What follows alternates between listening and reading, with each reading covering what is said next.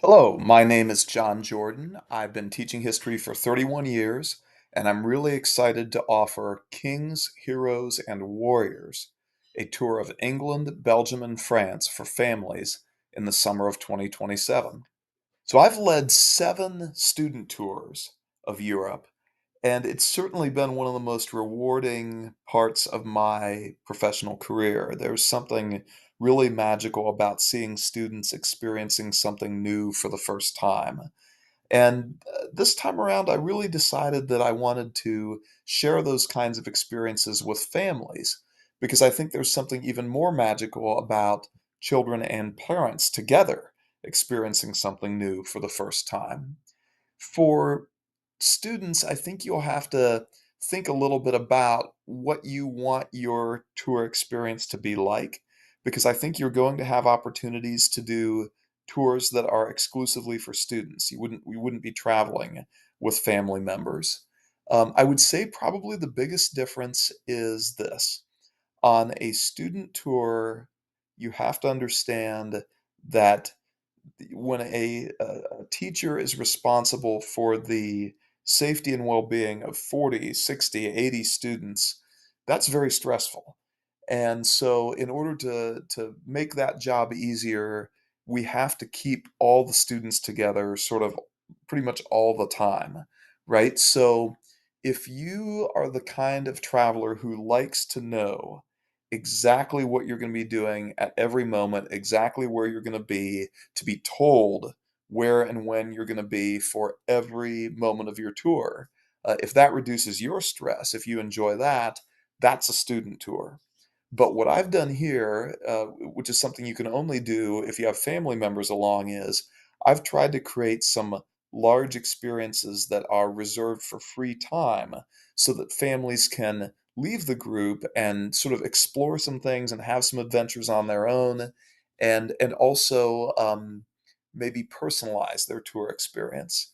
So as you think it through, you might want to consider what sort of experience is going to make you happiest when you're traveling in Europe. So let's get right to the itinerary. I've worked together with the Custom Tours division of EF Tours, which is the largest educational tour company in the world. I've worked with them on past tours and been very happy with their service. And we have agreed upon a departure date of somewhere between May 31st, 2027 and June 6th, 2027. They require a little bit of flexibility on that so that they can get the proper flights and get the hotels booked and get the tours of the various sites booked. And they'll let us know the exact departure date about 3 to 4 months in advance. Our first day in Europe will be spent in London. We'll have an orientation tour of the city led by our EF tour director. That tour will be probably partly on bus, like this double-decker bus that you see here, and partly on foot. And it will give us the opportunity to get ourselves acquainted with the great city of London. But having gotten acquainted with London, on the next day, I'm going to take you out of the city. I think it's really important when we visit other countries to not just visit the largest cities, but smaller cities and towns in the countryside as well. And so on this day, we'll head west, visiting first the prehistoric monument Stonehenge with all of the mystery that surrounds it, and then continuing west to Bath, which was a city founded by the Romans. We'll tour the ancient Roman baths there, which is a fantastic underground excavation with all of the artifacts that have been recovered, presented right there where they were recovered. And then we'll spend that night in Bath to get a little bit of a feel of what a British city is like outside of London. On the next day, we will return to London, and on our way back into the city, we'll be stopping in Windsor to visit Windsor Castle, which is nearly 1,000 years old and continues to be a residence of the royal family. And we'll be able to tour the castle even if King Charles is in residence. So that is always a very exciting visit. That will also leave us time as we get back into the city of London, perhaps to have some free time for you and your family to personalize your visit there. Our next day in London takes us to 2 of the most important medieval sites in the city. First of all, the Tower of London, again built 1,000 years ago to protect the approaches of the city coming up the River Thames. It's home to the Royal Treasury. It's home to fantastic museums. It's home to a flock of ravens and the famous beef eater guards who will give you tours.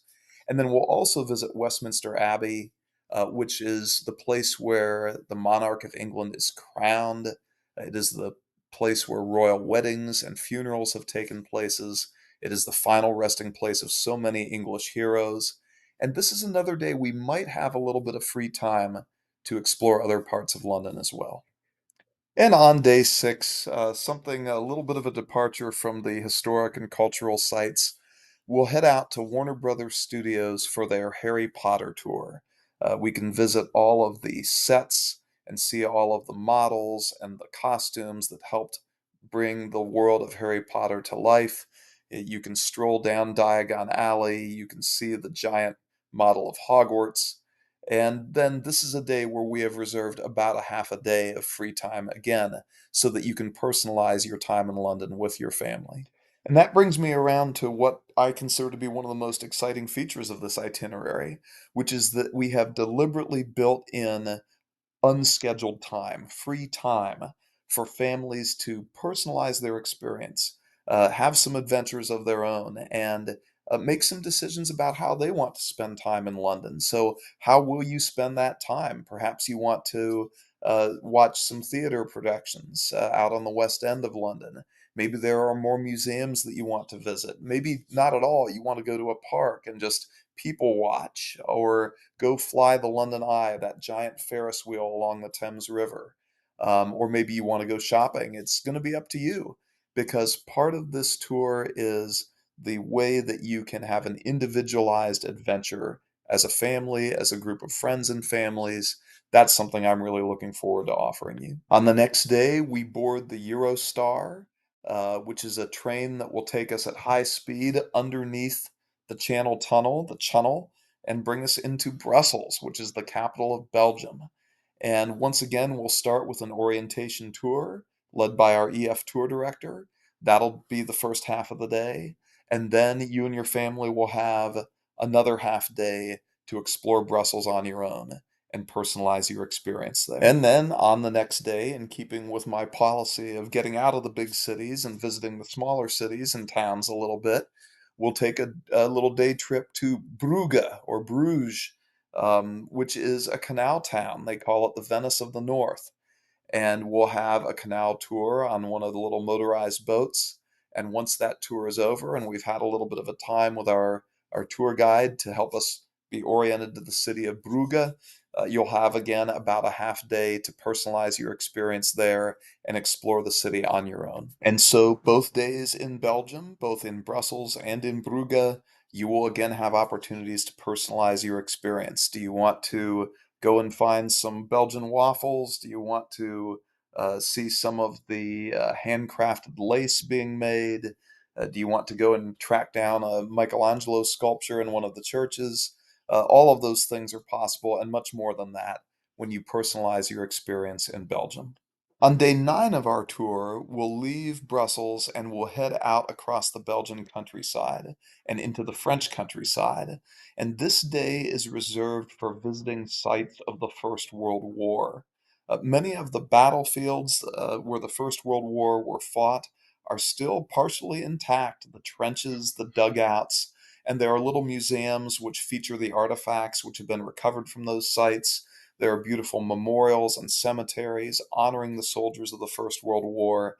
And so we'll stretch out across the British and French countryside visiting World War One sites on this day. On the next day, we'll drive up into the countryside of Normandy along the English Channel for a day dedicated to the Second World War, and in particular to the Normandy invasion, Operation Overlord of 1944.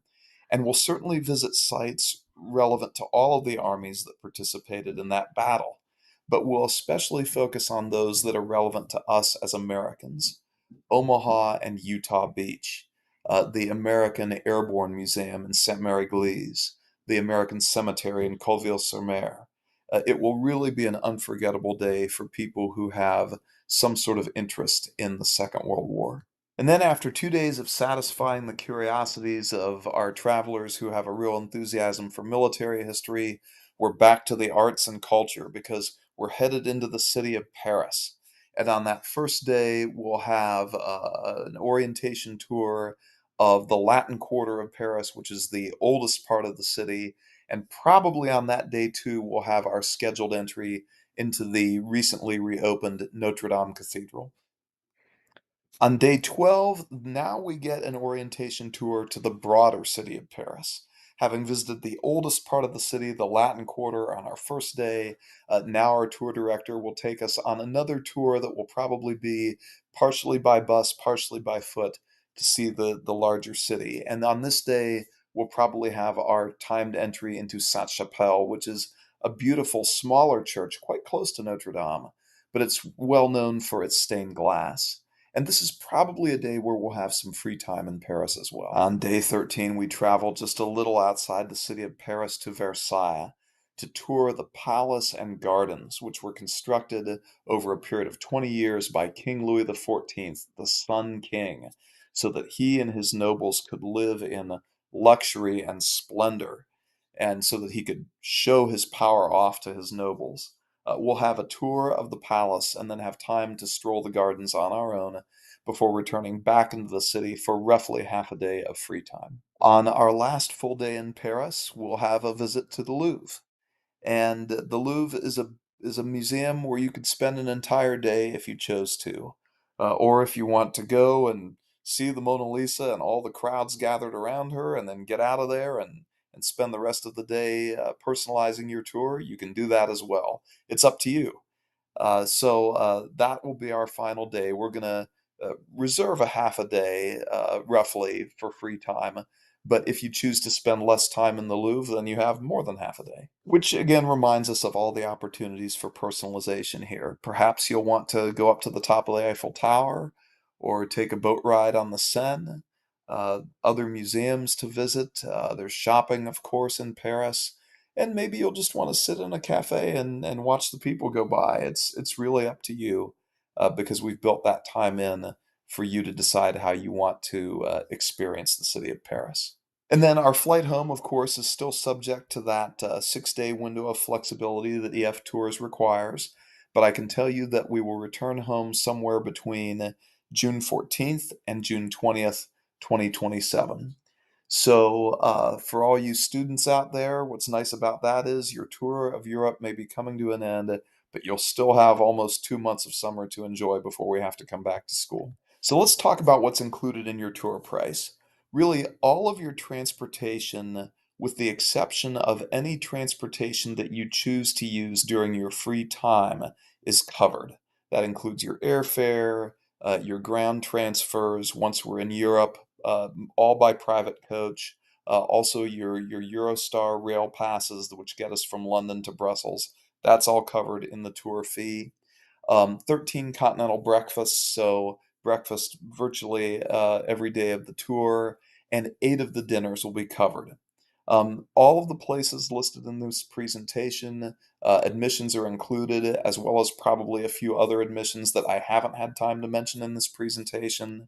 There will be local guides whom we hire to provide us with expert tours, and also the full-time service, 24-hour service of our EF tour director who will be traveling with us each day of the tour. What's not included in the tour price, your passports, any fees for other travel documents that you require, airline baggage fees, which the airlines will charge you separately.